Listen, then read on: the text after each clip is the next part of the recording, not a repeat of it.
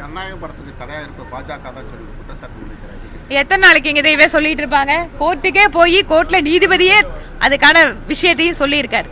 அவங்க வந்து ஒரு ஜுடிஷியல் ப்ராசஸ்ல போயிட்டு இருக்காங்க. அதனால கோர்ட் விசாரிச்சிருக்கும் போது இடையில பூந்து ஒருத்தராலையும் ஒண்ணும் பண்ண முடியாது. அது வந்து இந்த மாதிரி எத்தனையோ படங்களுக்கு நடக்கிறது தான்.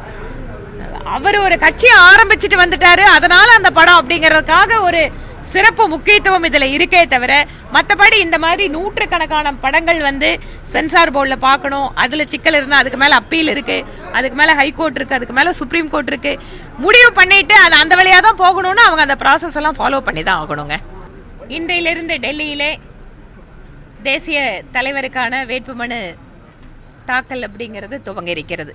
அதனால தமிழகத்திலிருந்தும் எங்களுடைய தேசிய பொதுக்குழு உறுப்பினர்கள், ஒவ்வொரு பார்லிமெண்ட்லேயும் ஒரு தேசிய பொதுக்குழு உறுப்பினர் தேர்ந்தெடுக்கப்பட்டிருக்கிறார். அவர்களுடைய கையெழுத்துக்களை பெற்றுக்கொண்டு இன்று மாலை நாங்கள் டெல்லி செல்ல இருக்கிறோம்.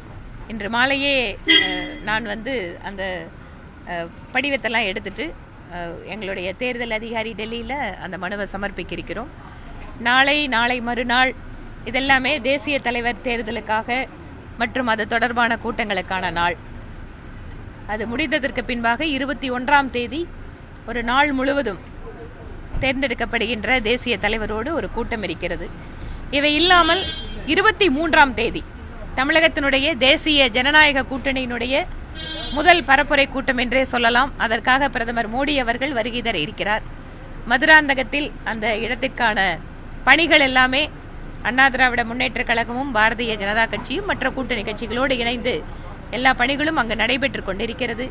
மத்திய இணையமைச்சர் திரு எல் முருகன் அவர்கள் தலைமையில் அந்த ஏற்பாட்டு பணிகள் எல்லாம் முழுவீச்சில் நடந்து கொண்டிருக்கிறது. இது இல்லாமல் வருகின்ற 40 நாட்களுக்காக தேர்தல் பணிகளையொட்டி கட்சியினுடைய பல்வேறு மட்ட நிர்வாகிகளுக்கான பணிகளை வகுப்பது மற்றும் ஆர்ப்பாட்டங்கள், பிரச்சார கூட்டங்கள் இவற்றையெல்லாம் முன்னெடுப்பது தொடர்பான ஒரு ஆலோசனை கூட்டம் அப்படிங்கிறது நடந்திருக்கு. அது எல்லாமே இன்னும் சற்று நேரத்தில் இங்க வந்து மத்திய இணையமைச்சர் திரு அர்ஜுன் ராம் மெக்வால் அவர்கள் வர இருக்கிறார். அதற்கு பின்பாக கட்சியினுடைய இன்னும் மேலிட பொறுப்பாளர்கள் எல்லாம் இருக்காங்க. டெல்லியில் அவர்களோடு ஆலோசித்து விட்டு அதற்கான முறையான அறிவிப்புகள் வரும். அப்போ ஒவ்வொரு தொகுதியிலேயும் ஒவ்வொரு பகுதிகளிலேயும் கட்சி எம்மாதிரியான விஷயங்களை முன்னெடுப்பது அப்படிங்கிறது ஒரு தெளிவான ஒரு இது கிடைக்கும், ஒரு பிக்சர் கிடைக்கும்.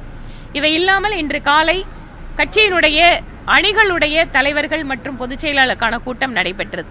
எங்கள் கட்சியை பொறுத்தவரை 7 அணிகள் உண்டு. மகளிர் அணி, இளைஞர் அணி, விவசாய அணி, இந்த மாதிரி அவர்கள் ஒவ்வொரு அணிகளுக்குமே தேர்தலுக்கான பணிகள் இன்று திட்டமிட தொடங்கி இருக்கிறார்கள். அதற்கான ஆலோசனை கூட்டங்கள் நடந்து கொண்டிருக்கிறது.